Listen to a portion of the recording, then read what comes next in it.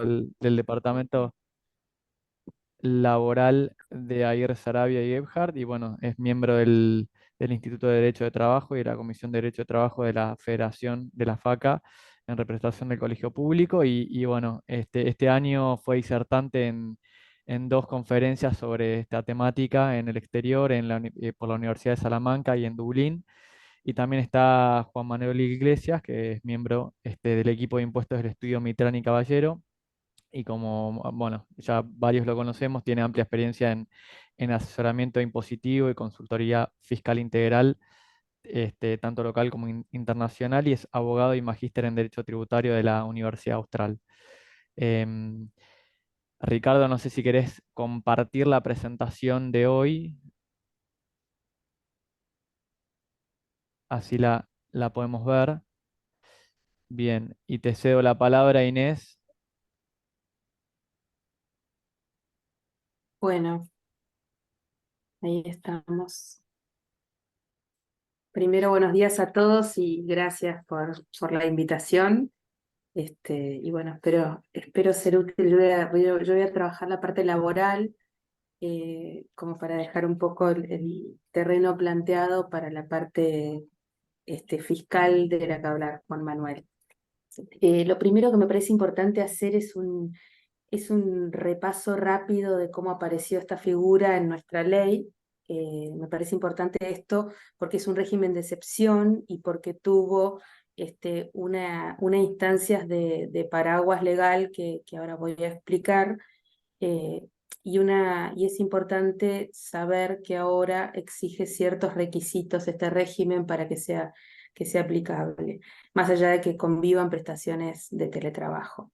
Bueno, el teletrabajo legalmente aparece en la Argentina recién con la resolución 207 del Ministerio de Trabajo, que aparece en marzo del 2020 con la pandemia, eh, que establece una suspensión del deber de asistencia de los grupos de riesgo por el tema del COVID y establece genéricamente que entre trabajador dispensado de concurrir y empleador van a tener que negociar digamos, de buena fe y de mutuo acuerdo, cómo se va a prestar cómo se van a prestar aquellas tareas que tengan posibilidad de desarrollarse desde el lugar de aislamiento. Esa es la única referencia. Después, a los pocos días, aparece el famoso decreto 297, que es el que impone el ASPO, y ya directamente la prohibición de circular y de concurrir a los puestos de trabajo, excepto las actividades que son consideradas esenciales, ¿no? Bueno, este decreto no dice nada más que eso, que no se debe concurrir y nada más, y empieza progresivamente, digamos, todo el empresariado empieza a usar esta potestad que dio la resolución 207 del Ministerio de Trabajo, y empiezan a negociar particularmente todas las condiciones de prestación de tareas a través de medios telemáticos, porque era la manera, desde los lugares de aislamiento. A raíz de este teletrabajo que empezó a hacerse cada vez más masivo y sin ningún régimen legal, se sancionó, a mi gusto, en forma, digamos, bastante apresurada y express, sin mucha previsión ni análisis, la ley de teletrabajo. Anticipada, digo, porque pues, se sancionó en agosto del 2020, y recién, para que tengan una idea, el decreto reglamentario aparece en, en el 2021, en enero de 2021, es el 2711. Bueno, una consideración rápida respecto al régimen de teletrabajo que tenemos en Argentina, diferenciable de otros regímenes, por ejemplo el español, es que el nuestro abarca, digamos, la concepción amplia del teletrabajo. Cómo está expresada en la ley justamente de esta manera. Dice que es cualquier tarea que está prestada fuera del establecimiento, mediante, dice, el uso de TICs, digamos, de tecnologías de la información y comunicación. ¿Por qué digo sentido amplio? Porque, por ejemplo, en el régimen español, que toma un sentido, digamos, estricto, se habla de teletrabajo solo cuando la persona está conectada en forma remota al software provisto por el empleador. O sea, solo eso es ámbito de teletrabajo estrictamente laboral. Entonces, esto tiene una consecuencia con el lugar de trabajo y la ley aplicable de la que voy a hablar más adelante al referirme a la prestación transnacional. Se considera en la Argentina teletrabajo y lugar de trabajo el lugar donde esté conectándose y desarrollando tareas, aunque no esté logueado en un sistema precisamente el teletrabajador.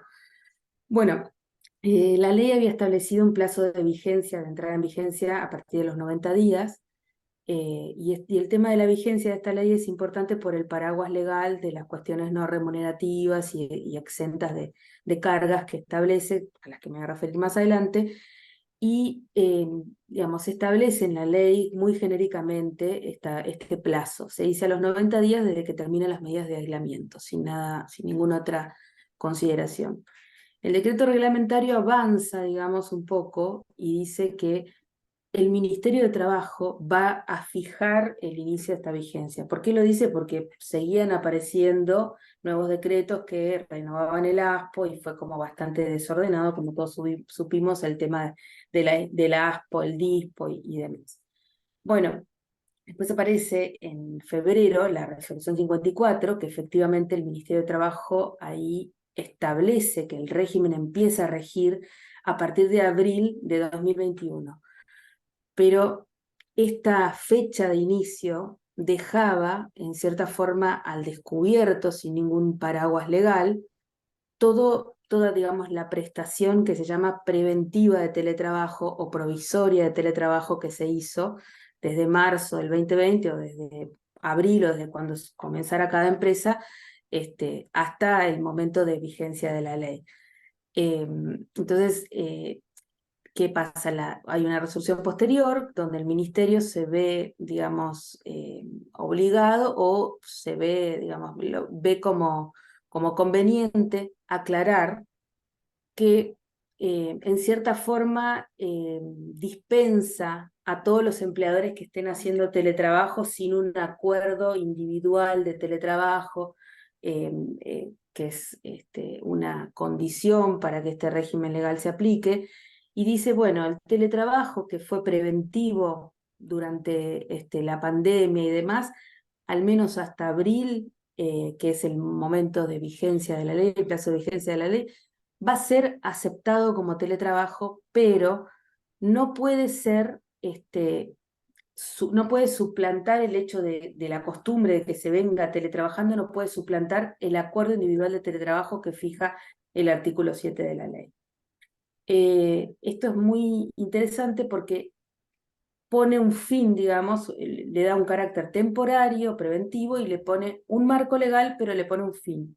¿Qué quiere decir? Que las empresas, por más que vinieran teletrabajando desde marzo del 2020, incluso hoy en día existen todavía empresas que están en esa situación, necesitan tener el acuerdo escrito de teletrabajo. Es decir, todos los trabajadores que estén en su casa, conectados por medios remotos, percibiendo gastos de conectividad, digamos, todos los beneficios o recibiendo todos los conceptos provenientes de la ley laboral que están exentos de cargas y demás, tienen que tener un contrato de teletrabajo, que es cuando se contrata a la persona desde el inicio como teletrabajador, o tienen que tener un acuerdo de novación.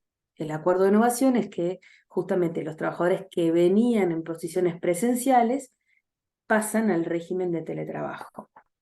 Bueno, después aparecen las últimas dos resoluciones que existen sobre el tema de teletrabajo del Ministerio, que son las que crean el registro de empresas teletrabajadoras, que esta también es otra obligación formal, que está a cargo, digamos, de una nueva dirección, que es la Dirección de Nuevas Formas de Trabajo, y es un trámite formal que tienen que completar todas las empresas que estén usando personal bajo esta modalidad.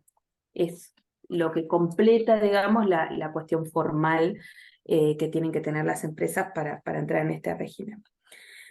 Bueno, estos son un poco los antecedentes de cómo aparece en el país, digamos, este régimen legal de exclusión.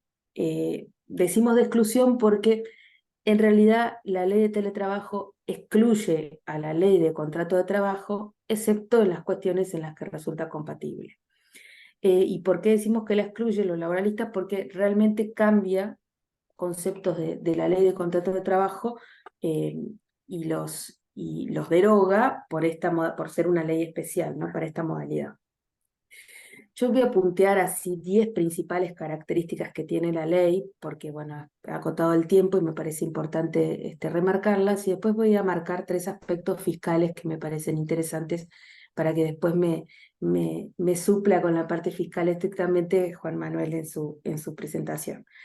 Hay una cuestión importante que es la habitualidad. La primera característica, el régimen de teletrabajo tiene la habitualidad como una norma, es decir, determina que teletrabajadores son quienes con habitualidad no se encuentran en la empresa. Si bien pueden ir, está permitido que se los cite a los trabajadores a reuniones de coordinación o lo que fuere, su habitualidad es no asistir a la empresa. Y en esto se diferencia de lo que existía antes, que se llamaba, o tal vez o aún existe y se llama home office, como es un día quedarse en la casa un viernes, o el viernes flex, o distintas modalidades que existen. Me quedo en mi casa haciendo trabajo remoto sin mucha formalidad aparece esa figura. La diferencia de la ley porque habla de la habitualidad y también con esto la diferencia de la presencialidad. Y después aparece una figura que muchos la llaman el trabajo híbrido, que en realidad el nombre correcto es jornada mixta, que tiene, por ejemplo, 2 días de teletrabajo, 2 días de presencialidad, o 3 días de presencialidad, 2 días de teletrabajo, y de esta manera se establece. Esto también requiere de un acuerdo escrito individual donde se establezca esta jornada. ¿Sí? Ahí viene otro aspecto muy importante que es la voluntariedad. Tiene que haber un acuerdo escrito o de novación o un contrato de teletrabajo. No puede sobreentenderse ni entenderse, digamos, asumido el teletrabajo a partir de una práctica empresarial repetida en el tiempo, que es una fuente de derecho laboral, por eso les decía que es un régimen de exclusión, que es la costumbre en una empresa. Este régimen excluye esas situaciones del teletrabajo si no existe el acuerdo escrito y el registro, ahora se agregó el registro formal como teletrabajador. Otro de las características que tiene este régimen es la igualdad de derechos, es decir, se tiene que igualar la retribución y todos los derechos de un trabajador presencial a los de un teletrabajador, inclusive los derechos sindicales. Se asigna a ese trabajador a un establecimiento determinado, si hay una innovación al que pertenecía con anterioridad, y si no, si es un contrato de teletrabajo de cero, puede disponerlo empleador de acuerdo al lugar más cercano al domicilio donde se esté teletrabajando, y ese trabajador se incorpora a esa nómina, puede ser elegido delegado y demás, para ejercer todos los derechos sindicales en ese establecimiento. Después hay otra característica que trae nuestra ley, que es la reversibilidad. Y en ese sentido se ve mucho el carácter, digamos, nuestra tendencia política en la oportunidad de celebrarse esta ley, porque es una ley que es bien corrida, digamos, hacia la justicia social, en este sentido. La reversibilidad es un instituto por el cual un trabajador que novó su posición presencial a una posición de teletrabajo puede revertir esa condición y volver a la presencialidad. En todos los regímenes, por ejemplo en la ley chilena, que es de donde nosotros exportamos esta figura, importamos esta figura, tiene este régimen de reversibilidad previsto como un acuerdo entre las dos partes, no como una imposición del trabajador. Bueno, pues nuestra ley lo trae como una imposición unilateral del trabajador. O sea, el trabajador puede pedir la reversibilidad y el empleador se la tiene que dar. Tiene 30 días para otorgársela y traerlo nuevamente a una posición presencial, y en caso de que no la tuviera, o sea, tuviera una justa causa para no darla, tiene que ser una justa causa acreditable. que en los hechos termina en una discusión judicial y muy probablemente en que se le dé la razón al trabajador, ¿no? Pues esa es nuestra realidad hoy, judicial y legal también. Bueno, entonces esta medida de reversión del trabajo es una medida totalmente contraria, digamos, al sentido o al espíritu del teletrabajo, que lo que busca justamente es eh, barrer fronteras, ¿no? Acá el hecho de que exista esta posibilidad de reversión nos hace menos competitivos con relación al teletrabajo en los países vecinos, como son Brasil o Chile, ¿no? Brasil también lo tiene, en la reforma de Temer introdujo esta medida.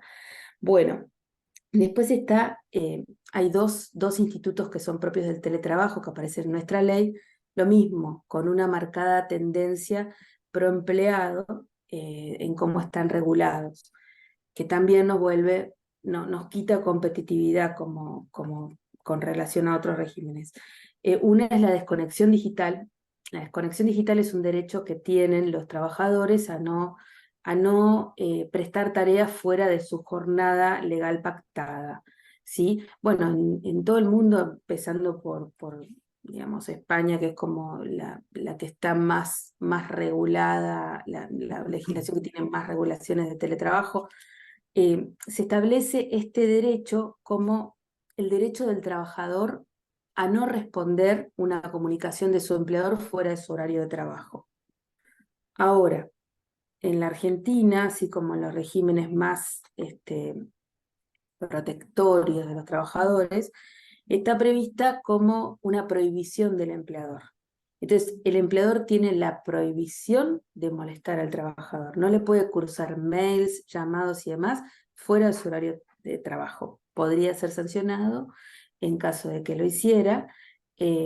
Y en este sentido, bueno, mesuró un poco esta prohibición el decreto reglamentario de la ley porque digamos, contempló la situación de las empresas multinacionales que tienen distintos usos horarios, que trabajan con clientes internacionales que manejan distintos usos horarios, entonces lo permitió, digamos, Inés, limitó perdón, la prohibición. Sí, ¿te puedo hacer una pregunta sobre eso? Te corté ahí, pero sí, la, sí. la prohibición de r- de solicitar trabajo fuera del horario, Mm, ¿para qué sector aplicaría y si está todavía vigente? ¿Y cómo funciona? sí.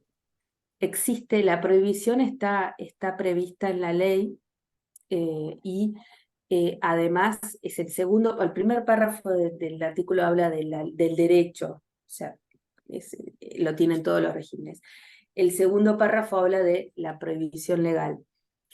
¿Qué pasa? El decreto lo que estableció es que digamos, esta prohibición se va a evaluar con distintos ojos en caso de que haya requerimientos en distintos usos horarios.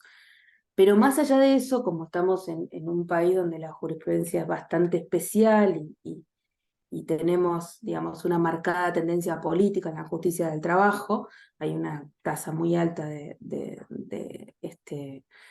aceptación de reclamos del trabajador, lo que hacemos los laboralistas que asesoramos empresas es establecer crear nosotros a partir de una regulación particular la misma situación que ocurre en España, es decir, en el régimen español, es decir, creamos un pie en los mails y demás, creamos un pie, una nota al pie que diga que no está obligado el trabajador a responder fuera de su horario de trabajo, o, por ejemplo, otra nota que diga, dado que se trata de un requerimiento especial relativo a un cliente con distinto horario, distinto uso horario, deberá ser respondido conforme lo prevé el decreto reglamentario de la ley de teletrabajo.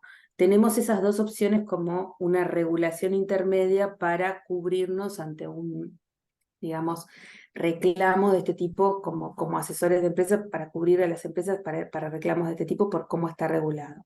Existe hoy la prohibición en la ley y existe digamos, morigeración de esa prohibición en el decreto reglamentario que habla solamente de las necesidades operativas debido a empresas con distintos usos horarios. Eso es lo que hay hoy. Y Y no hay esto aplica, Inés, perdón, María Inés acá, esto Sí. aplica para los que están en régimen híbrido, para los días que están en teletrabajo, en Exacto. definitiva. Exacto, porque es un régimen de excepción, digamos, de exclusión. El resto rige la ley. Obviamente que, a ver, el trabajo fuera de la jornada laboral está permitido porque de hecho están validadas las horas extraordinarias en la ley de contrato de trabajo, con lo cual estaría permitido sin problemas. El tema es que este régimen especial excluye a la ley de jornada, excluye a la ley de contrato de trabajo y prevé esta situación de la desconexión digital. Entonces, es una figura que nos hace poco, como digo, poco competitivos, pero que se puede resolver con regulaciones internas de este tipo. Lo que les comentaba en los mails o en las comunicaciones, agregar alguna leyenda que permita, digamos, ese paraguas legal al empleador. Sí, a mí me pasa que yo a veces mando alguna cosa y ahora empecé a poner en el asunto para mañana, o sea, porque lo mando tarde, pero no para que se haga en ese momento. Sí. Pero bueno, en realidad creo que hay que analizarlo un poco más. Claro, bueno, se hace, justamente lo que se incluye es una leyenda que dice que no está obligado, en los términos de la ley de teletrabajo, no está obligado a responder fuera de su jornada laboral. En esos casos se establece de esa manera. Como lo prevén en el Estatuto español, lo prevén así, que el trabajador lo puede dejar y recién en el primer minuto hábil de la jornada siguiente empezaría el requerimiento, es como si lo hubiera recibido en ese momento. Bueno, también existe otra figura de estas características que son las tareas de cuidado, las famosas tareas de cuidado, que hablan de la posibilidad de tener digamos, dos esquemas: horarios compatibles e interrupción de jornada a quienes tienen a su cargo menores de 13 años, hijos discapacitados o mayores convivientes. Bueno, acá hay algo importante, que es que tienen que convivir con ellos. O sea, eso es trascendente porque en otras legislaciones no está, y es algo dentro de todo bueno que tiene nuestra legislación. Sí tiene que haber una convivencia para que aparezca la posibilidad de esta interrupción de jornadas. Y digamos, esto se deja también a una regulación interna habla la ley de buena fe y demás en la regulación. Pero bueno, es un tema, el tema de las tareas de cuidado. Nosotros lo que también sugerimos siempre es que esto se regule a través de reglamentos internos. O sea, que la empresa tenga un reglamento interno de teletrabajo. No solo un reglamento o el reglamento general. Por más que la ley de teletrabajo hable de igualdad y demás, eso se puede reflejar, pero al tener un reglamento interno de teletrabajo se regulan todas estas cuestiones con mayor precisión. Entonces, es digamos, importante que estén por separado. Y además, justamente para evitar planteamientos con respecto a un trato discriminatorio y demás, ¿sí? Estas tareas, estos derechos no aparecen regulados en la presencialidad. Entonces, es conveniente. ¿Por qué? Porque justamente habla de la convivencia y de la imposibilidad de desarrollar en su casa la tarea. Entonces, si uno lo incluye en un reglamento general, el personal, digamos, que desarrolla tareas presenciales puede plantear cuestiones de discriminación con respecto a las tareas de cuidado, horarios compatibles a interrupción de jornadas, sobre todo. Después, por otro lado, está el tema de la provisión de elementos de trabajo, y aparece la primera cuestión fiscal novedosa, que es que la compensación de gastos y demás no va a estar, no va a necesitar de comprobantes, ¿sí? Ahora, esto de no necesita de comprobantes, yo lo pongo entre comillas, porque en términos laborales sí se necesita generar, digamos, este comprobante va a ser reemplazado por el acuerdo de novación o el acuerdo escrito de contrato de teletrabajo, más la introducción del rubro específico en el recibo de sueldos, ¿sí? Tiene que haber un rubro específico en el recibo de sueldos que se llame gastos de conectividad, gastos de compensación. en el caso de que sean elementos de trabajo provistos, la ley le permite a los trabajadores no convencionados negociar libremente con el empleador eso, y lo que hacemos en esos casos es generar una nota donde el empleador aclare que ese dinero se entrega, por ejemplo, entrego el valor de una silla ergonómica para ser comprada por el trabajador. En el caso de que el trabajador no se compromete a comprar la silla, en el caso de que no compre la silla, obrará como la compensación prevista en la ley de teletrabajo y su decreto reglamentario. Hay que decirlo y hay que ponerlo en el recibo, porque suma que es entregada sin figurar en el recibo está sujeta a la doctrina del plenario del presidente Pérez Condisco, que me voy a referir más adelante para comentarlo, porque es interesante en términos de donde la Corte dijo lo que se considera remunerativo y lo que no se considera remunerativo. Después también otro de los elementos es la capacitación, que está regulada en nuestra ley como un derecho del trabajador. Eso también es novedoso. ¿Por qué? Porque también se regula de una manera proteccionista hacia el trabajador y no competitivo. En las otras regulaciones la capacitación aparece como una obligación del empleador y el empleador puede considerar que determinada certificación tiene capacitado al trabajador. En nuestra ley, al establecerse como un derecho, el trabajador puede pedir hasta inclusive un soporte permanente a disposición para poder trabajar y lo importante es que puede decir, me excuso de prestar determinadas tareas porque no estoy capacitado. Eso es lo que genera que esté regulado como derecho. Esa es la contra que tiene.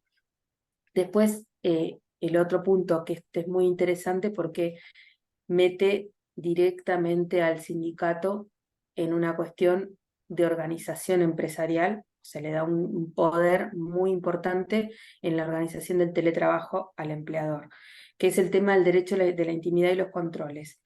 Están prohibidos por nuestra ley los software de vigilancia, tiene que haber una protección de datos, esto está en todos los estándares internacionales de diligencia de vida y demás, la protección de datos está avanzando muchísimo, tiene reglamentación en la Unión Europea específicamente, con lo cual tiene mucho sentido que aparezca esta protección, pero también aparece el tema del derecho a la intimidad y la privacidad del domicilio con participación sindical. ¿Esto qué dice? El decreto aclara que la participación sindical significa que el sindicato puede hacer auditorías técnicas paritarias de los software que se usan. Puede meterse a decir si está resguardando o no la intimidad de la persona, puede meterse a conducir la empresa en este aspecto. Sabemos que en montones de rubros la conducen las comisiones y demás, pero bueno, en el aspecto de teletrabajo puede meter técnicos en la empresa, en los software de la empresa, en los sistemas de la empresa, con el riesgo que eso implica a nivel de información que puedan obtener, datos y demás. Y bueno, finalmente voy a marcar 3 puntos para darle seguir, digamos, dar la posta a Juan Manuel, que son los aspectos sobresalientes desde el punto de vista fiscal que tiene este régimen laboral, o por lo menos cuando hablo de fiscal en este caso, hablo de remunerativo y no remunerativo, o sea, de las cargas, de lo que es payroll, digamos, las cargas sociales que tributan o no. Bueno, tenemos la primera parte, que es la provisión de elementos de trabajo y la compensación por el uso de propios, que es el artículo 9, que es muy importante porque se establece como régimen excepcional que no integran la condición salarial. Si no tienen condición salarial, ni tributan cargas sociales. Esto lo aclara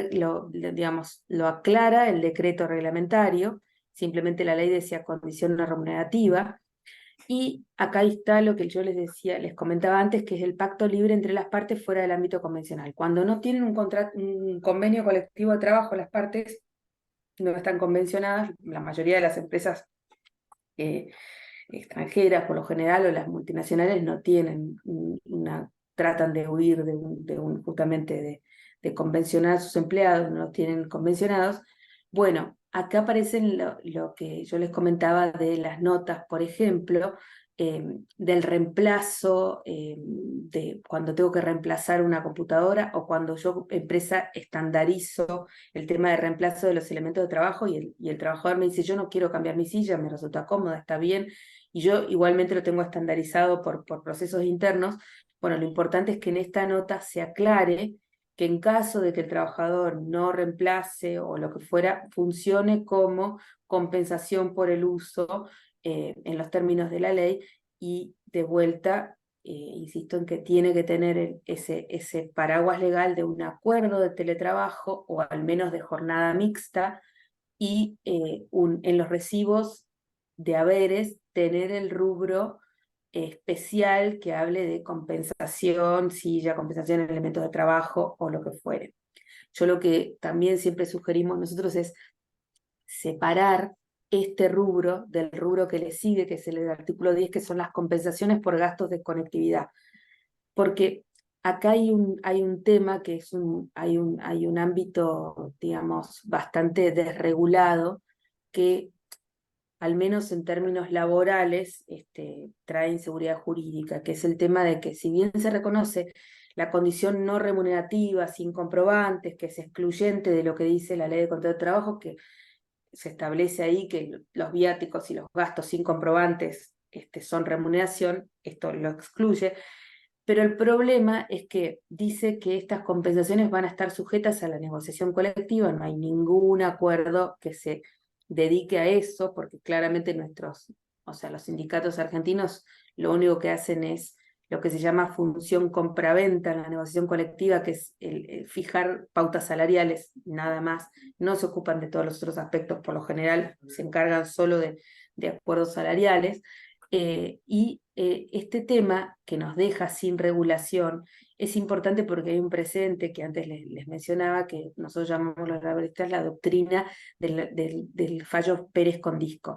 En este fallo la Corte Suprema establece que ciertos conceptos que son entregados en especie, o que son entregados, digamos, no como parte de una retribución, se consideran remunerativos en la medida en que estén incorporados al estilo de vida del trabajador, por lo cual la entrega por parte del empleador representa una ventaja patrimonial que no hubieran tenido si no fueran resultado de su trabajo. ¿Qué quiere decir? Por ejemplo, ¿y por qué afecta en este caso la falta de regulación?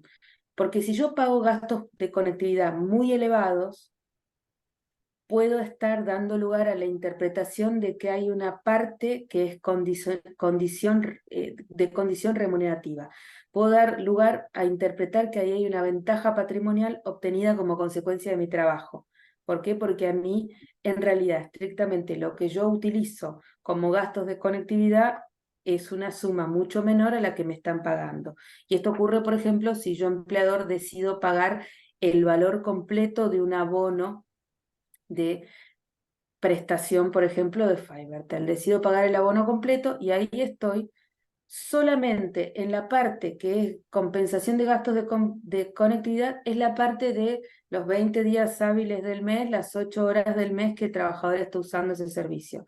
Las restantes horas, por Pérez Condisco, puedo entender que estaban incorporadas al estilo de vida de una familia de clase media que tiene internet en su casa, usa datos y demás, y entonces representó una ventaja patrimonial para ese trabajador, es decir, tiene condición remunerativa. Entonces esto nos generó, cuando recién salió esta regulación, en las áreas de recursos humanos y los asesores de recursos humanos nos generó todo un debate sobre qué monto se debía pagar, si debía ser un monto proporcional, si debía explicarse en algún lado la proporción que se estaba pagando.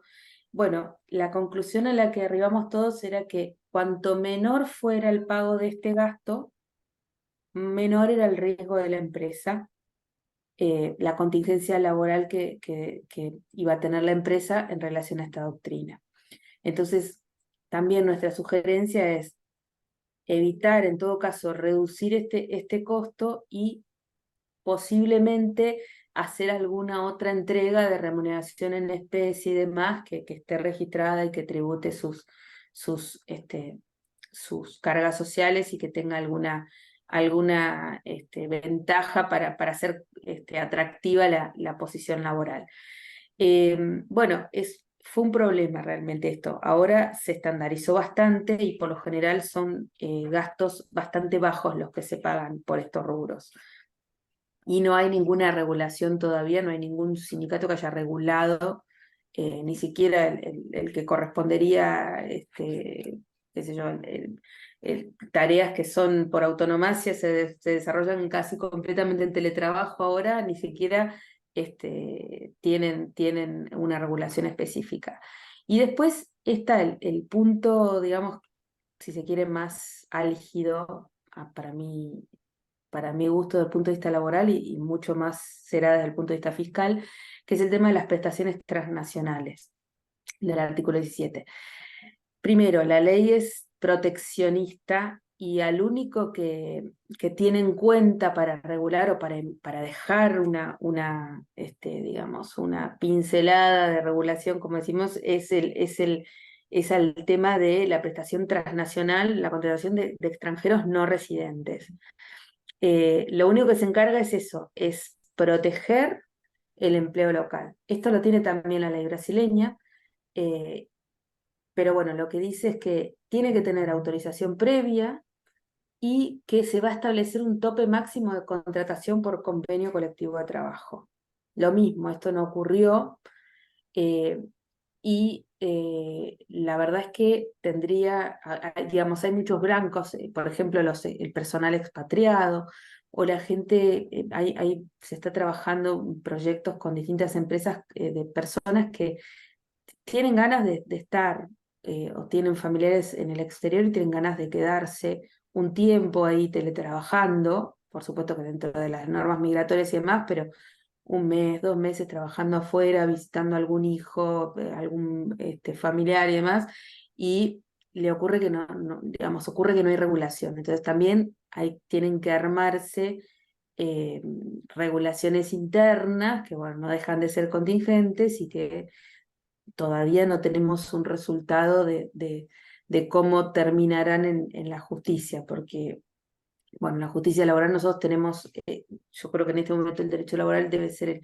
el menos positivo de los derechos que tenemos. Eso es una suerte de common law donde uno tiene una ley del 74, o sea, imagínense, y lo que tiene son precedentes judiciales que todo el tiempo están aclarando conceptos y están generando, como les decía Pérez Condisco, están generando normas que no existen en nuestra ley, que es muy básica.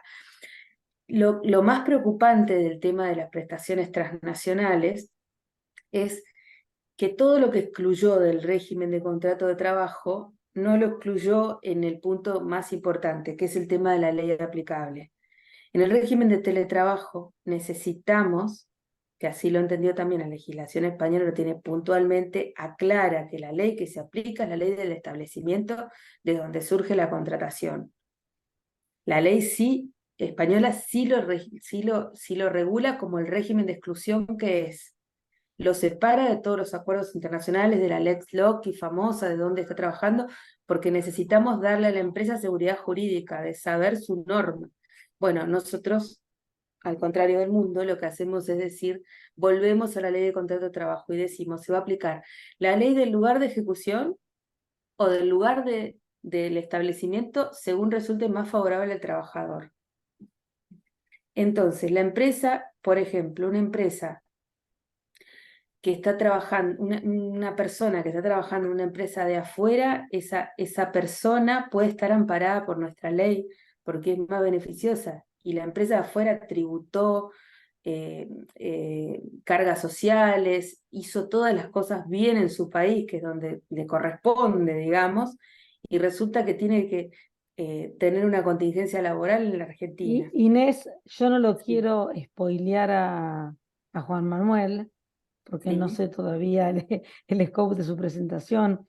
Sí. Claramente es un tema muy complicado el hecho de que no esté regulado. Nosotros hemos tenido casos de personal que estaba en el payroll de empresas argentinas y que han solicitado continuar trabajando para la empresa argentina, pero desde otra jurisdicción, o sea, irse, en este caso, por ejemplo, a España, donde, Sí.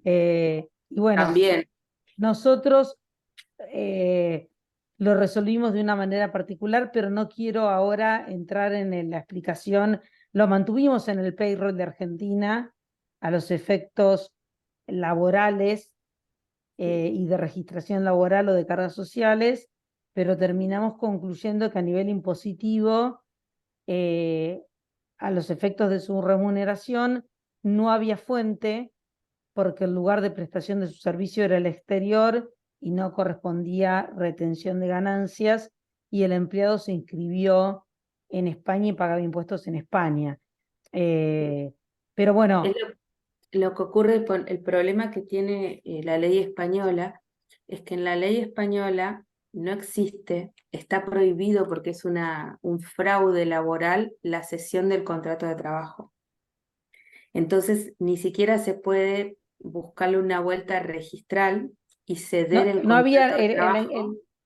en este caso la empresa no tenía una subsidiaria en España ni la quería Ah, constituir ok. para emplearlo, con lo cual Peor tampoco todavía, claro. teníamos esa situación. El empleado pagaba impuestos en España, pero seguía en el payroll de la Argentina. Y en el Pero payroll de Argentina se ponía pagado en el exterior, porque ese es un la sistema de... retención, Sí, claro, en el recibo de sueldo que emitía la empresa, esa suma, o sea, la hacía figurar como pagada en el exterior con un valor de cambio en pesos, moneda local.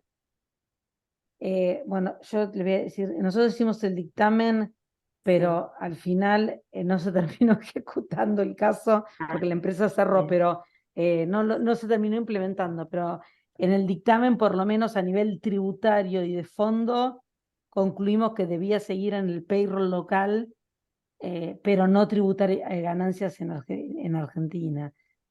Nosotros lo llamamos Y sistema IPF a ese, porque fue el primero que implementó ese sistema de mantener en la nómina local, a veces con pago de un mínimo de aportes o el máximo, y lo empezó a implementar con sus expatriados. Pero para el sueldo se Pero- pagaba todo en Argentina, en realidad, a los Ujú. efectos registrales de recibo, ¿no? No había otro lugar de pago. Sí, pero se ponía, o sea, en el sistema este que estoy hablando de IPF se aclara, pagado en el exterior porque no aparece, digamos, todo el tema, con todo el tema, digamos, de salida, de transferencia y demás. Entonces lo ponen entre paréntesis pagado en el exterior, pero a los efectos de cargas sociales y 931 figura con un valor en pesos argentinos. Ese fue un esquema que se armó hace muchos años, hace más o menos 30 años, un poco más, que Pero eso armó sí, YPF. ¿no? Si El se problema que trae tiene es fuente que, acá. perdón. No, no, decía que lo que se paga acá y está sujeto a la Sí, retención, seguridad sí, social o a Pero no de tratamiento. ganancias, sí seguridad mm, social, pero no ganancias. claro. claro, porque según los convenios, tienen potestad para grabar en la jurisdicción en donde se ejecuta el trabajo, ¿no? Si es Claro, con, correcto. si Por es eso con se convenio. ponía pagado, por eso decía que se ponía pagado en el exterior por un tema de dónde estaba ubicada la persona. Y como, digamos, no apareció un pago acá en la Argentina, el tema de eso, en términos laborales, nada más hablo de la contingencia, no vi, digamos, que haya contingencia fiscal porque no es mi métier, ¿no? Porque no me conste que no hay. Pero el problema de esos esquemas era que después esas personas, con la diferencia de cambio que tenemos nosotros, traían el reclamo a la Argentina y se llevaban, digamos, una sentencia de 5 veces más lo que hubiera correspondido, justamente por cuestiones de la diferencia de cambio que existía. Entonces, había una contingencia muy grande laboral. Entonces, como tampoco España tiene la cesión, porque está prohibida, lo que se está empezando a hacer, bueno, lo hemos hecho en algunos casos, todavía no sabemos, como digo, hay mucho de teletrabajo que no se sabe cómo va a funcionar en la justicia laboral, es el tema de generar un tipo de, para nosotros, cesión, para los españoles, novación del empleador, que la diferencia que tiene con la cesión es que la novación del empleador en España es una asunción acumulativa de deuda. los dos, por eso se puede hacer solo en grupos, los dos empleadores quedan obligados, no como en la sesión en la Argentina que queda obligado hasta que cede el contrato y por todo lo anterior, sino que en este caso quedan los dos obligados por ese contrato de trabajo hasta su extinción. Entonces es una solución muy específica para patrimonios que estén vinculados en cierta manera, entonces tengan la certeza de que no van a tener problemas de indemnidades y distribución de costos. Pero bueno, yo ya ahí termina mi exposición y le cedo la palabra a Juan Manuel, que bueno, que tiene la parte más fiscal del tema. Y muchas gracias, les agradezco mucho No, gracias, interesante, Inés. Nos dejaste pensando. Hay muchas cosas que pensar, hay muchos desafíos, la verdad, que todavía el teletrabajo es muy nuevo. Creo que tanto desde el punto de vista laboral como fiscal, ¿no? Ahora vamos a ver un poco. Bueno, muchas gracias, Inés, y gracias al colegio por la invitación. Desde la perspectiva fiscal, creo que hay dos grandes cuestiones para analizar sobre el régimen de teletrabajo argentino. Uno es el que ya viene tratando Inés, y no me voy a expandir mucho, pero es el tema de los beneficios y el régimen particular que prevé la ley de teletrabajo sobre compensaciones de gastos o entrega de elementos de trabajo, tanto en impuesto a las ganancias como en el marco de las obligaciones de seguridad social.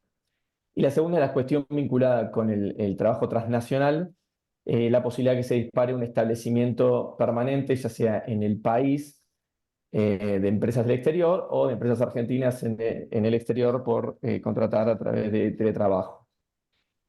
Yendo un poco, simplemente para acotar algunos comentarios sobre el régimen especial de las compensaciones y provisión de elementos de trabajo, simplemente para tener en cuenta que bajo el régimen de impuesto a las ganancias, la regla general es que se encuentra alcanzada bajo el impuesto toda contraprestación, retribución o remuneración percibida por el trabajador por su servicio prestado en relación de dependencia. Así se encuentran alcanzados los salarios, sueldos, gratificaciones que tengan origen en la relación laboral, pero también se graban las compensaciones en especie susceptibles de ser estimadas en dinero y que representen una ventaja patrimonial para el empleado, como un poco se expuso en carácter remunerativo o se discutió en el caso de Pérez Disco. La lógica básicamente es que se consideran ganancias aquellas compensaciones que liberan al empleado de un gasto personal en que hubiera incurrido si el empleador no lo hiciera. Así, por ejemplo, cuando el empleador se hace cargo de o paga el alquiler de vivienda o gastos de consumo eléctrico, internet o demás gastos vinculados con herramientas de trabajo desde el domicilio del empleado, todos esos gastos o conceptos se encuentran alcanzados por el impuesto a las ganancias. Ahora bien, como bien detalló Inés, el régimen de teletrabajo prevé ciertos supuestos y exclusiones específicas, ¿no? Prevé una exención en el impuesto a las ganancias de las compensaciones por mayores gastos en conectividad y consumo de servicios. Ahí lo que habría que ver, como bien mencionó Inés, es la proporción, ¿no? de qué significa un mayor gasto por conectividad que se deba al trabajo realizado desde el domicilio del empleado bajo el régimen de teletrabajo. También se prevé la obligación del empleador de proveer los elementos de trabajo y esa provisión de los elementos de trabajo que podrían considerarse grabados bajo el régimen general del impuesto a las ganancias, no constituirían base imponible en el marco del régimen de teletrabajo. Y este detalle que veníamos discutiendo también, que venía discutiendo Inés, en cuanto a la compensación de gastos sin comprobantes. Ahora, lo único que quisiera... Ahí, Juan Manuel, perdóname, Sí. cuando acá dice compensación de gastos sin comprobantes, ¿no integra la base imponible o integra la base imponible? Me confunde ahí. Bueno, bajo el régimen de la ley de impuestos de la ley de teletrabajo, el decreto reglamentario habla específicamente que la compensación de gastos, aún sin comprobantes, no se considera remuneratoria. ¿Sí? Entonces la duda es la compensación de gastos por realizar trabajo. ¿La base imponible de teletrabajo. ganancias tampoco integra la compensación de gastos sin Bueno, comprobantes? la duda es la compensación de gastos por trabajo realizado bajo el régimen de trabajo desde el domicilio del empleado. En caso en que el empleado no provea la factura, por ejemplo, de internet o luz al empleador, sino que el empleador reconozca una suma fija, ¿sí? Mensualmente al empleador, sin que el empleado otorgue esos comprobantes. Ok. ¿Constituye un concepto incluido en la base imponible del impuesto a ganancias o no? El decreto reglamentario habla de que la compensación de gastos aún sin rendición de comprobantes no es remuneratorio. Yo creo que, Y bueno, pero yo agrego algo, en la sí, misma ley, dice el artículo 10 al final, y quedará exenta del pago del impuesto a las ganancias establecido en la ley claro, 20628. Está bien, pero son gastos claramente acotados y relacionados con la conectividad o con, ¿no? sí. Son supuestamente la compensación por el mayor uso de esos servicios que haga el empleado por trabajar desde su casa. Lo que pasa es que la ley de teletrabajo tiene tiene una serie de obligaciones a cargo del empleador, que si se consideran obligaciones a cargo del empleador, no deberían integrar la base imponible del impuesto a las ganancias del empleado, ¿no? Pero la discusión está en este tema: ¿qué pasa cuando el empleador otorga una suma de dinero o paga una suma de dinero por compensación de sus mayores gastos, una suma fija que considera acorde, sin que el empleado otorgue esos comprobantes o haga una rendición de esos comprobantes de manera mensual? Mm. Ahora bien, lo que sí quisiera marcar es el impacto que tiene en el régimen de teletrabajo y la aplicación práctica de los beneficios del régimen de teletrabajo en lo que hace impuesto a las ganancias, con el cambio de esquema de imposición de la cuarta categoría a partir del 1 de enero del 2024. Como sabrán, mediante ley 27.725 se incorporó a la ley de impuesto a las ganancias, con efectos a partir del 1 de enero de 2024, un nuevo impuesto cedular que aplica sobre los mayores ingresos de rentas de cuarta categoría, entre las que se incluyen las rentas obtenidas por trabajadores en relación de dependencia. Básicamente, a partir de este nuevo impuesto cedular, pasan a estar alcanzados por el impuesto a las ganancias únicamente aquellos empleados que obtengan ingresos superiores a 180 salarios mínimos vitales y móviles anuales, que es un equivalente a 15 salarios mínimos vitales y móviles mensuales. Hoy, a valores de diciembre de 2023, estamos hablando de sueldos mensuales de 2.300.000 pesos y sueldos anuales de 28 millones de pesos. Entonces, aquellos empleados que perciban remuneraciones por debajo de estos topes no estarán alcanzados por el impuesto a las ganancias. Y aquellos empleados que perciban sueldos y salarios por encima de los 180 salarios mínimos vitales y móviles estarán alcanzados, pero sobre el excedente y por una nueva escala que prevé la ley. A lo que voy. Con este nuevo régimen en el cual se pasan a grabar únicamente los altos ingresos, la aplicación práctica de los beneficios del régimen de teletrabajo se encuentra reducido a aquellos empleados que pasen a ganar más de 180 salarios mínimos vitales y móviles, ¿no? Porque todos estos beneficios de no cómputo de determinados conceptos del impuesto a las ganancias ya dejan de ser beneficios porque los empleados no pagan ganancias en la medida en que no superen los 15 salarios mínimos vitales y móviles por mes. Ahora bien, sí continúa aplicando, sí continúa vigente el tema de las compensaciones y carácter no remuneratorio en cuanto a lo que es obligación de seguridad social, que no se vio modificado por esta modificación de la ley de impuesto a las ganancias. Y también es importante tener en cuenta que este nuevo impuesto cedular, la ley dispone expresamente que no se va a admitir la deducción de ningún otro concepto distinto de el mínimo de 180 salarios mínimos vitales y móviles, ¿no? Entonces ahí hay que ver, supongamos el caso de un trabajador, por ahí es un poco de laboratorio, pero puede suceder un trabajador que esté por encima de los 180 salarios mínimos vitales y móviles, tribute únicamente por el excedente sin la posibilidad de deducir ningún otro gasto, sin la posibilidad de usar SIRADIV, pero que esté bajo el régimen de teletrabajo. Entonces, en esos casos, aquellas compensaciones que reciba por trabajar en su casa deberían quedar excluidas de ganancias y no deberían integrar la base por aplicación de la ley de teletrabajo. Claro, ahí no es una deducción, sino es que no forman parte de la base, ¿no? No forman parte de la base. Pero de vuelta, creo que el universo de trabajadores alcanzados por el régimen de teletrabajo por los beneficios quedará reducido, siempre y cuando el nuevo gobierno mantenga estas modificaciones y este esquema de tributación del impuesto a las ganancias. Pero bueno, si quieren pasemos un poco entonces a hablar de el tema de transnacional y la posibilidad de la existencia de un establecimiento permanente. Gracias, Ricardo. Bueno, desde el punto de vista transnacional, el teletrabajo lo que permite es que personas presten tareas o servicios desde su domicilio en Argentina a una empresa o empleador ubicado en otro país o viceversa, ¿no? Desde el exterior que se preste tareas a Argentina. En determinadas circunstancias, eso puede generar la existencia de un establecimiento permanente en el país de la empresa extranjera por la existencia de estos trabajadores dependientes prestando tareas al exterior. Bueno, como saben, la cuestión de establecimiento permanente en Argentina se encuentra hoy regulada por la Ley de Impuesto a las Ganancias a partir de la reforma de la ley 7430 en el 2017 y por los convenios para evitar la doble imposición. En términos generales, la definición del establecimiento permanente de la ley de impuesto a las ganancias es un poco más amplia que en los convenios.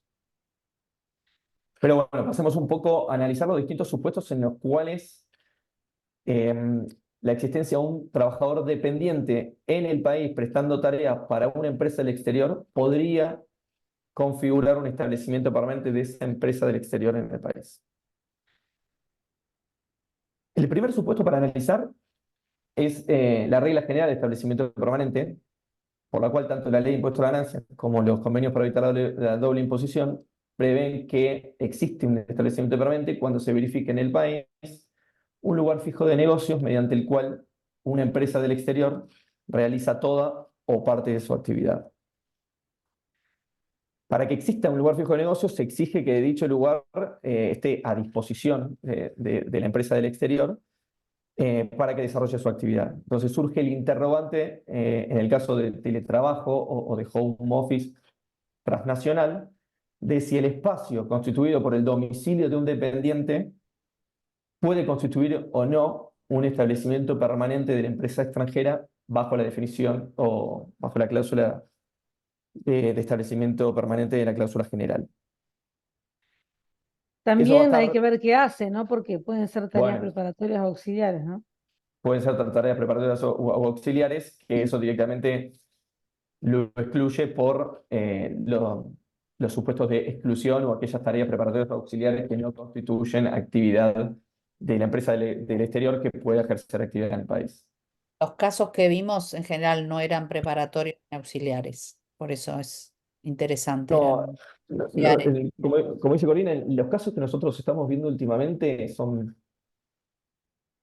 trabajadores más vinculados con empresas de software o empresas tecnológicas o que pueden prestar servicios de manera remota y que pretenden contratar trabajadores en Argentina, que prestan tareas desde Argentina, porque el trabajador argentino tiene muy buenas cualidades, sobre todo el idioma, y es muy buscado por las empresas internacionales. Pero ahí a los dos, ¿no? A Juan Manuel y Sí. a Corina.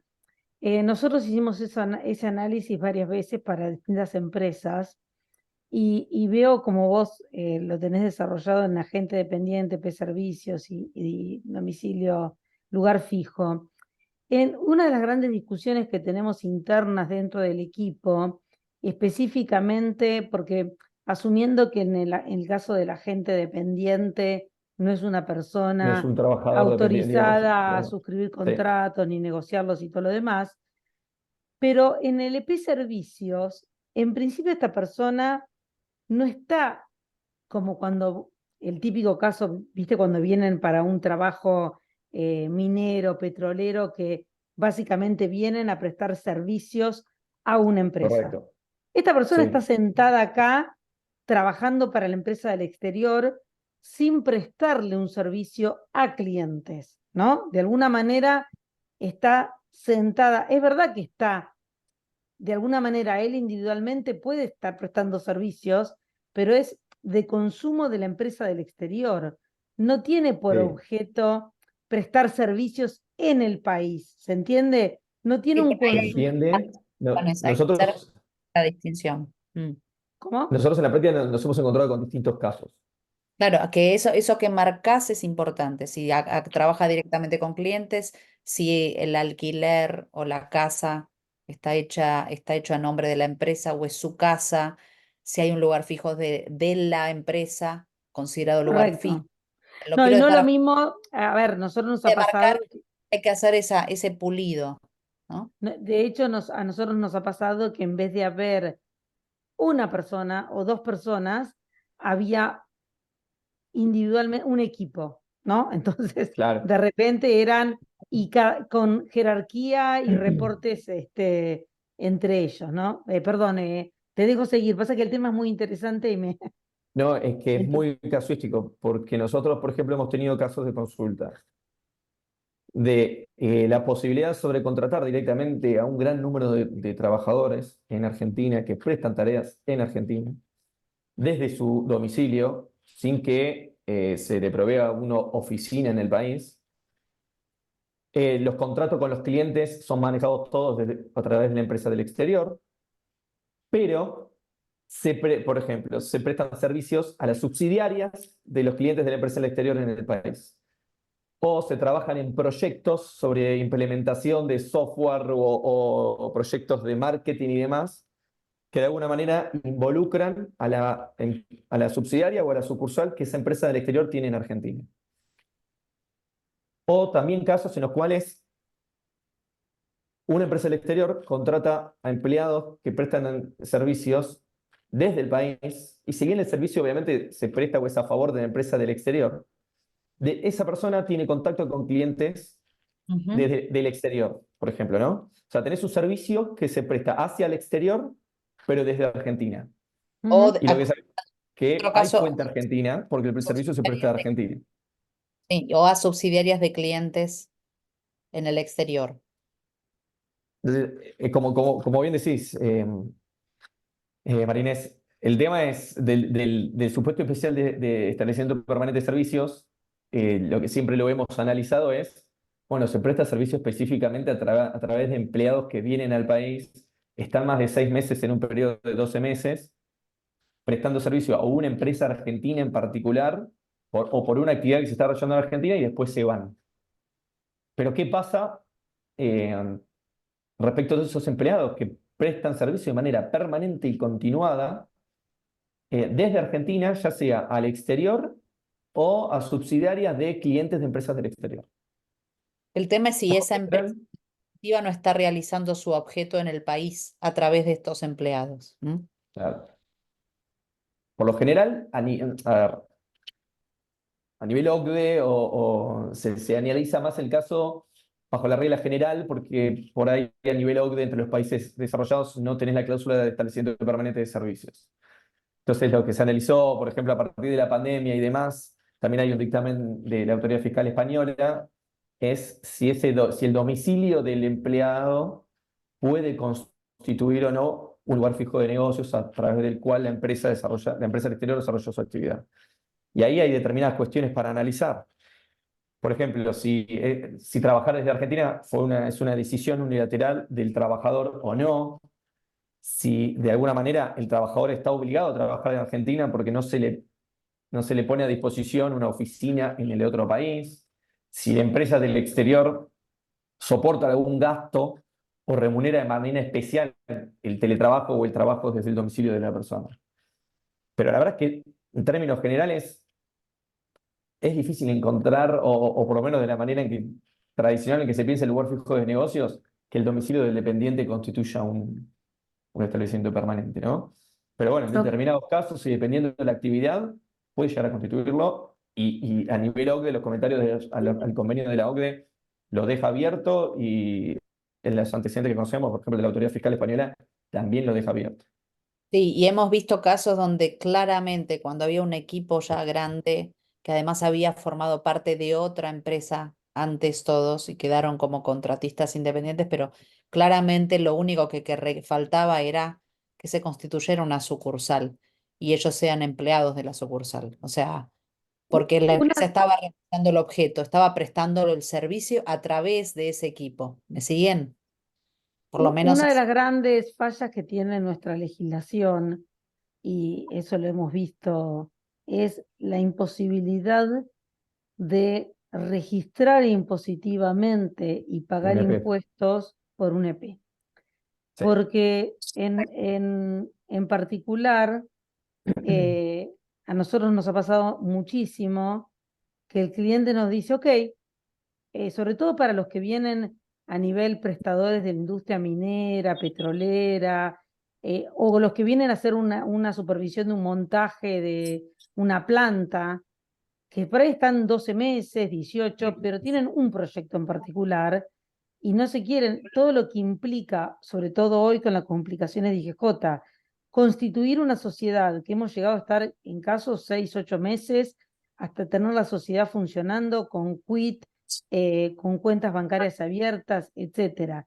Desde que firman el contrato, están en condiciones de facturar, prestar servicios, cobrar, y bueno, la realidad es que muchas veces dicen, yo no quiero estar en incumplimiento. Está bien, tengo un EP, registrame un EP y pago impuestos.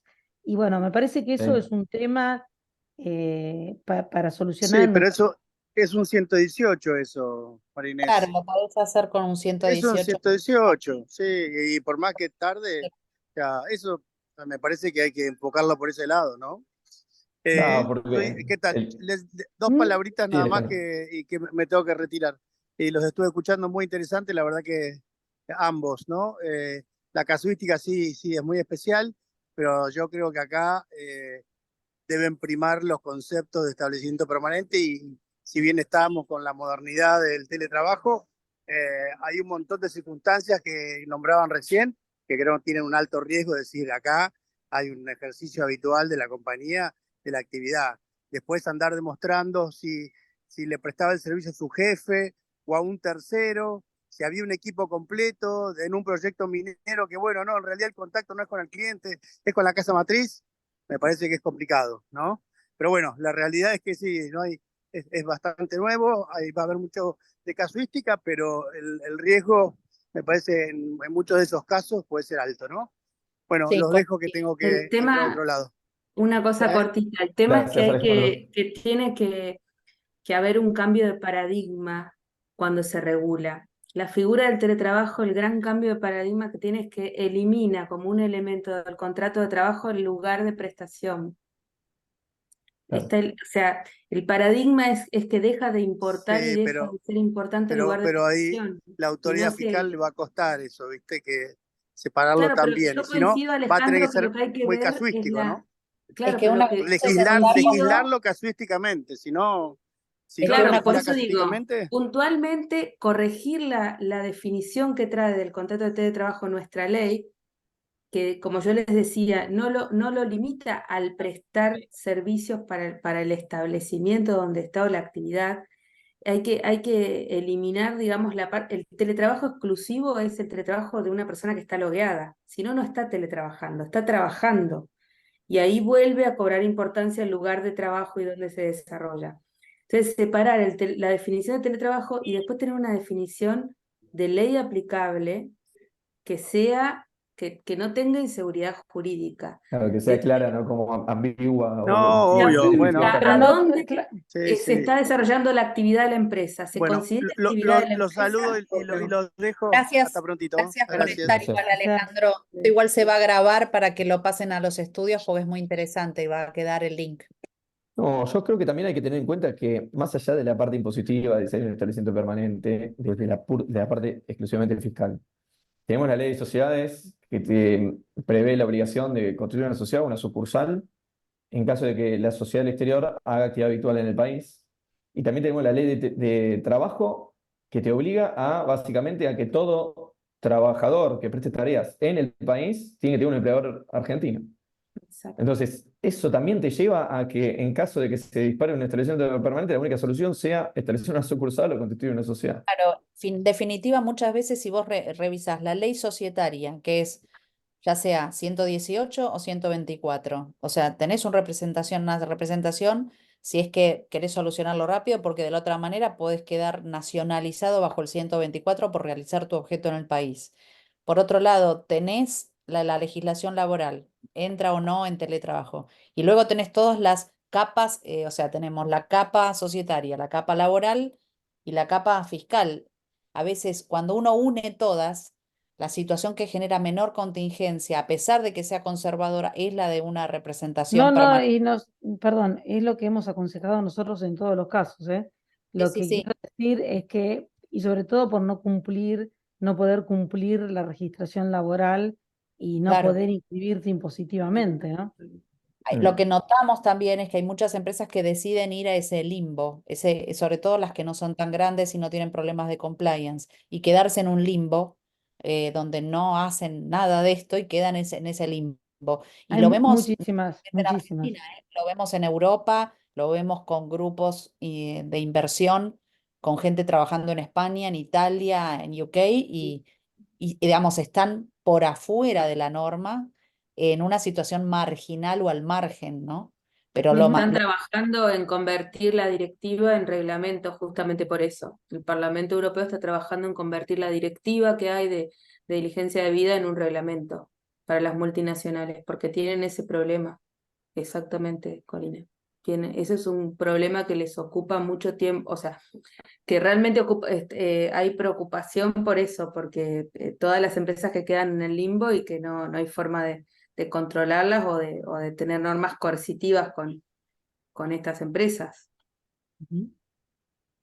Y también un poco está la discusión de fondo, es si los institutos tradicionales de la tributación internacional eh, son suficientes para grabar o para continuar con la fiscalidad en cuestiones vinculadas con teletrabajo, con el avance tecnológico, o hay que cambiar los paradigmas, ¿no? Porque, de vuelta, hablar de establecimiento permanente, cuando tenés un dependiente prestando tarea para alguien de afuera desde su domicilio, y hace un poco de ruido con el concepto tradicional de establecimiento permanente, ¿no? Y es un poco lo que se estaba discutiendo con Pilar 1 y el cambio de paradigma en tributación internacional, pero que requiere un consenso que me parece que hoy todavía no se llegó entre los países. Sí. Sí, y es llamativo que en realidad muchas empresas cuando consultan, en realidad estaban preocupados por impuesto a las ganancias o por un tema laboral más bien de cada persona, pero después no se dan cuenta que están levantando, que están generando una contingencia mayor a nivel compañía, ¿no? Que es LP. Nos ha pasado que también le llama la atención ese issue, ¿no? Y ahí quedan en el limbo hasta que o deciden resolverlo o van por otro camino. Y Es por último, el correcto. último comentario está también en lo que nos pasa es, bueno, qué riesgo desde el punto de vista práctico o de detectabilidad tenemos en Argentina sobre esto, en lo cual no tenemos antecedentes de reclamos, o por lo menos no conocemos, de reclamos directos de AFIP directamente a sujetos del exterior, ¿no? Sí conocemos los reclamos sobre la configuración de establecimiento permanente, pero a sujetos argentinos que efectuaron pagos a sujetos del exterior que habrían tenido un establecimiento permanente. Pero tampoco tenemos experiencia. Sí, yo creo que también la resistencia de todas estas empresas a implementar estos modelos ha derivado por ejemplo, en las personas físicas que estaban en Argentina contratadas para temas de tecnología, tenía que ver con que, ok, si constituye una sociedad, ¿cómo sigue? Bueno, tenés que facturar servicios intercompany, si facturas servicios intercompany, Bueno, precio de transferencia, tenés que liquidar divisas al tipo de cambio oficial, pero yo a esta persona le tengo que pagar en dólares, en dólares. porque si no, no lo retengo. Entonces, cuando vos empezabas a describir todas las implicancias de tener un vehículo 118 o sociedad o subsidiaria que lo registre y todo lo que implicaba cumplir normas de precio de transferencia, si había que facturar con IVA o no, si había que pagar ingresos brutos o no. O sea, creo que toda la derivación del marco regulatorio argentino hacía a veces inviable el modelo, ¿no? Pero bueno, es el famoso riesgo argentino que excede de las normas, pero tal cual, te vuelve costosa la estructura, sobre todo por la diferencia de cambio y la cantidad de pesos que tenía que poner para que la persona siga ganando lo mismo, cobrando en el país y no cobrando en el exterior como si fuera un trabajador independiente. Pero bueno, un poco para cerrar, como también dijo María Inés, del aspecto fiscal, estas cuestiones de teletrabajo no están para nada claras ni cerradas, generan mucha incertidumbre y cada vez más son las consultas y los conflictos que puedan llegar a venir en el futuro con las autoridades fiscales. Bueno, muchas gracias Marinés y Juan, y gracias a los que pudieron estar presentes. Esto lo vamos a circular. Es un tema que interesa muchísimo y lo habían pedido. Estamos en una semana difícil, como me dijo Marinés, arde todo, literal. Y además, bueno, Marcelo que estuvo también en la coordinación junto con Esteban. Gracias Esteban por armar todo el panel y gracias por la ayuda del colegio. Marcelo justo por una diferencia horaria tiene un evento ahora en Quito virtual y no pudo participar, pero bueno, los vamos a circular. Y bueno, este es el último evento que organiza la comisión y les agradecemos el compromiso y la dedicación que pusieron para preparar la presentación. Bueno, Bueno, muchas No, gracias a ustedes por la Gracias por la invitación. invitación. Gracias Inés y Juan Manuel. No, gracias a ustedes. A ustedes. Que Muchas terminen bien el gracias. año. Hasta luego. Hasta luego. Suerte. Chao, chao. Juan, gracias Marinés. Hablamos.